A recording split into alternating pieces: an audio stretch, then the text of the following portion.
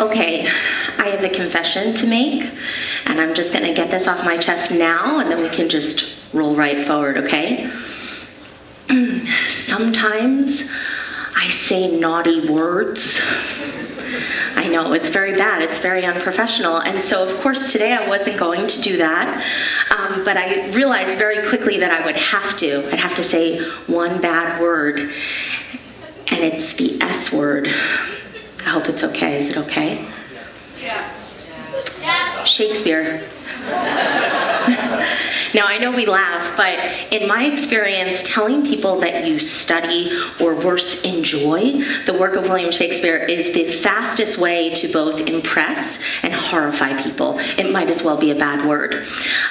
Here's what I typically hear from children and adults when I drop the notorious S word into conversation. Shakespeare? I'm not smart enough for Shakespeare. Well, Shakespeare wasn't writing exclusively for smart people. He wrote for everybody, from poor stable boys all the way up to the Queen of England. Okay, but I also can't read Old English, because it's old. You probably read it in black and white. Well, I can't read Old English either. It's basically German. So it might be a relief to find out that Shakespeare wrote in early modern English, which isn't far from what we speak right now. But Shakespeare is just boring. That's all I ever hear about is that Shakespeare's boring. This always stumps me for a sec. I guess if you consider, war, love triangles, mistaken identities, sociopaths, witty banter, slapstick comedy, half animals, half humans, I guess if none of that interests you, then Shakespeare would be boring. But ultimately what I'm going to say to my skeptics is, it's Will's world, and you're already living in it. Ever tell a knock-knock joke? That's Shakespeare. Do you wear your heart upon your sleeve? That's Shakespeare. Do you ever want to break the ice? Have you ever felt like you were in a pickle or that you've seen better days? Is there a method to your madness? Do you eat your parents out of house and home? Have you said that love is blind? And even if all of this is Greek to you, it's still all Shakespeare. Now, maybe I haven't convinced you yet. That's okay. You're sitting here today and you're thinking, nope, Shakespeare isn't for me. I know. Well, first thing is that you're not alone. In fact, I bet you can find an ally here in this very room. But present company aside, there were also some other literary giants, writers right up there with Shakespeare, who also didn't get what he was doing. For instance, we have Voltaire, Lord Byron, Tolstoy, and Shaw. All famous Shakespeare haters. In fact, Voltaire over here, he went so far as to say that Shakespeare's work was an enormous dunghill. How nice. But aside from name-calling and perhaps a little bit of jealousy, boys, people would go so far as to even diagnose this crippling fear of a 400-year-old ghost. In fact, Giles Terrara and Dan Poole call it Shakespearism, an irrational aversion to Shakespeare and his plays. Now, the first time I read that, I wish I had coined that term, because I see new cases of Shakespearism every day. It's more contagious than the common cold, and your symptoms will start to show up before you've touched a single page. Picture this. Your English teacher tells you next class you've got to bring in Romeo and Juliet, or Hamlet, or The Tempest, and you don't know when it's going to happen, but somewhere between getting that assignment and making it to the next class, you will encounter a person. Could be one of your parents, it could be a fellow student, could be a teacher, could even be your Starbucks barista. They're going to hear you say Shakespeare and they're going to go, my friend, you better call out sick because you've already got Shakespearism. How is your teacher possibly going to get you excited about this man or his works if people have already done that to you? Now, this is an epidemic that spreads beyond classroom walls, too. For instance, back in the summer of 2014, the New York Public Theater was putting on its annual Shakespeare in the Park. And that year they ran Much Ado About Nothing, followed by the great tragedy King Lear. And so hundreds of people flocked to the Delacorte Theater in Central Park each night to see these free performances. And so one night, watching King Lear was a local celebrity. This is Ira Glass. So for those of you who don't know, Mr. Glass is the revered host of NPR's This American Life. He's an intellectual big deal. Well, after the curtain fell on Lear, Mr. Glass did what every red-blooded American celebrity does these days. He tweeted about it. Let's see what he had to say. Shakespeare, not good. No stakes, not relatable. I think I'm realizing Shakespeare sucks. Now, despite that very nice use of alliteration, Ira, that's what I would have written on his tweet if I was grading it, this was devastating.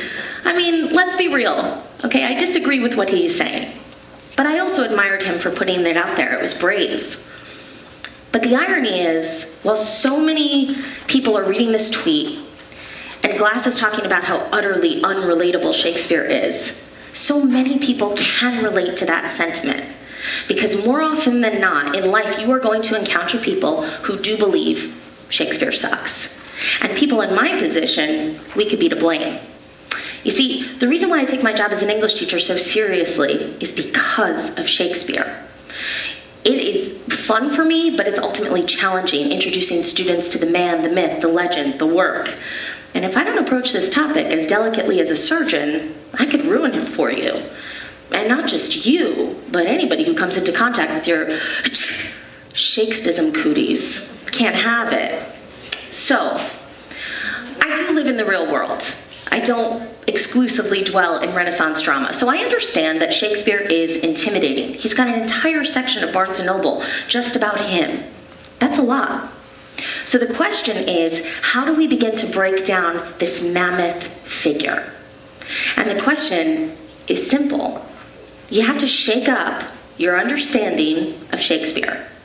He's not Shakespeare, this infallible literary god looking down on you as you struggle with iambic pentameter and laughing. That's not him.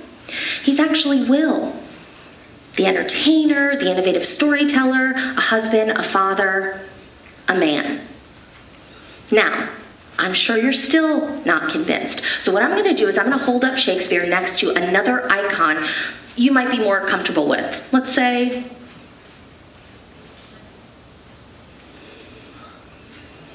Walt Disney? Okay. Now, you might be thinking for a second, no. We do not study Snow White in the same way we look at Othello, pun intended. But we do have some remarkable connections between these two men, my friends, Will and Walt.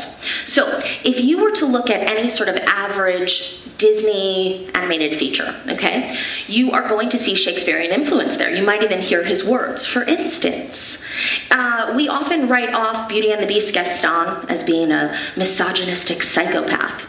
But did you know that he manages to quote Lady Macbeth while he's singing his big song, Kill the Beast? Now, it's too bad Bookish Bell missed that reference. The movie might have ended differently.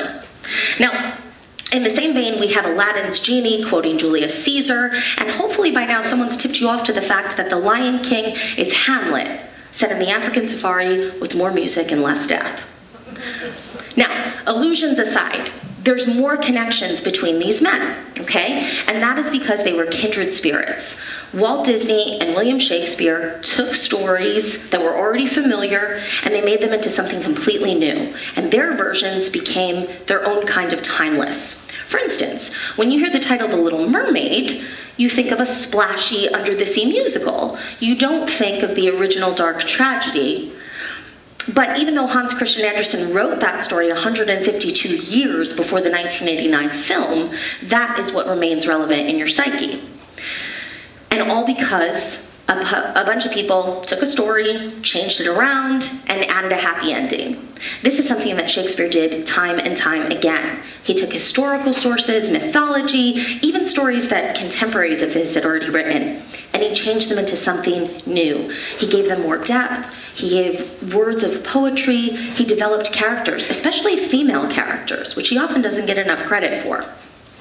Now, in case you're starting to think this little analogy is, well, cute, you might be thinking that there's no way Shakespeare could compare to the corporate juggernaut that is the Disney Corporation. And you'd be right. I mean, we don't have a Shakespearean theme park yet.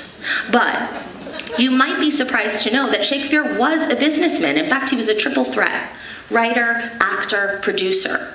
And he didn't just sit in the corner, write, and walk away. He would have been involved with a lot of aspects of the play, from deciding who was going to be cast in which roles, to figuring out how are we going to create thunder and lightning on a stage without the use of special effects, whatever those are. Theater was a business, just like it is today, and creativity meant success. So Shakespeare had to get his finger on the pulse of an audience to see what they wanted. Now, if you're curious about what was an early modern audience like, you need look no further than us at the movies, okay? Have you ever noticed how fickle we are? We never know what we want. We want something original, and then we flock to reboots and remakes and sequels. In the summer, we want splashy, CGI, action, and in the winter, we want raw, we want artsy, movies to make us think. If you zero in on one of our favorite genres, the superhero film, we balance between wanting a gritty, award-winning film like a Christopher Nolan Batman movie, and then a few years later, we want the quippy, star-studded Marvel movies. What do we want? Well, Shakespeare had the same problem. So early on in his career, people were into what they called revenge tragedies, and that's exactly what it sounds like. And in fact, the bloodier, the better. Thomas Kyd kicked this off, and he wrote a play called The Spanish Tragedy. Christopher Marlowe followed suit, and so naturally, up-and-coming writer Will Shakespeare had to write one. So he writes Titus Andronicus. You might not have heard of it. Now, this is a mess of a play. Before the end, you've got 14 deaths, 3 severed hands, 1 missing tongue, and a pie that's literally to die for. And the writing, well, that's a mess too. Oh, I said it. Shakespeare wrote something that wasn't perfect. You see, a lot of scholars actually discredit this play as being Shakespeare's because it's bad. Isn't that terrible? At the same time that he was working on Titus, he was also writing Richard III, and that ended up being his first big, widespread hit. It's a tragedy, it's a history, people love it. Now, if we're going back to the movie analogy for a second, okay, imagine Titus as being a B-movie horror slasher pick with some inexperienced actors. And on the other hand, you've got Richard III, which is like a sweeping, Oscar-winning drama. Well, how could one man write both? Are you kidding me? Of course one man could write both. We like different things. You can see different movies. You could read different books. We like other things. If we liked the same thing all the time, we would be bored. If you need another analogy, think about Steven Spielberg, okay? He's responsible for movies like Schindler's List and Lincoln and Saving Private Ryan, and that's what we give him awards for. But let's not forget he's also responsible for the Indiana Jones franchise, including Kingdom of the Crystal Skull, which I want my money back for. Okay. Now, if we can forgive Mr. Spielberg, then perhaps we can forgive Mr. Shakespeare, okay? But the thing is, you are used to seeing him up on a pedestal like this, okay? He didn't put himself there. We did. So, let's go back to the 2 plays. You've got Titus, right? It's a mess. It needs work. 7 years later, Shakespeare says, okay, I'll write another revenge tragedy. And it's good. It's really good. It's polished. It's nearly flawless. It's Hamlet, okay? So what happened in 7 years of time? A lot. First of all, the writing gets better. I don't care if you're typing on a Mac or if you're using a quill. Writing is a process, and I'm sure you've all heard that before. And Shakespeare was no different. He had room for growth. So, writing gets better in 7 years. Okay, but other stuff happened too. Shakespeare wrote other plays, he had big hits, he became a shareholder in the King's Men, his production company. But the most important change was that Shakespeare experienced real tragedy. Because in 1596, his young son, Hamnet, at age 10, died. Now, I don't care how old you are, if you are a parent, like many of us are, and you have to bury a child, I can't imagine a lower death, can you? And that's what Shakespeare went through. And all while he was living miles and miles away from his home in London. It took experiencing true darkness, grief, depression, for Shakespeare to write about a play that embodies all of those. And that's where the magic of Shakespeare comes into play. Good friend of Shakespeare's, Ben Jonson, once said that his friend was not of an age, but for all time. How could Jonson have known that over 400 years later, we would still be tied to one man? And the answer is that Shakespeare is everywhere, okay? We are drawn to characters and stories that are Shakespearean in nature. It is what we want. We can turn on any news channel and see the Montagues and the Capulets fighting in any kind of city. We can imagine a war like Othello's as being a championship basketball game. We can hear the words of a villain coming from a face that we trust. Shakespeare scares us because we hear words like thee and thy and oft and anon. But if you dig beneath those words, you will find characters that you can see in any reflection of any mirror. Have you ever been in love with someone who doesn't love you back? You might want to talk to Helena or Rodrigo for advice. Do you want to prove yourself that you're more than what you seem, especially to mom and dad? Then you might talk to Prince Hal. He later became Henry V. Maybe you felt like an outsider. You might identify with Viola or Othello or Shylock. And finally, if life ever becomes a series of slings and arrows that you need to fend off, or it looks like an overwhelming sea of troubles about to swallow you whole, you might want to pick up that copy of Hamlet from high school, dust it off, and give Shakespeare another try. Thank you.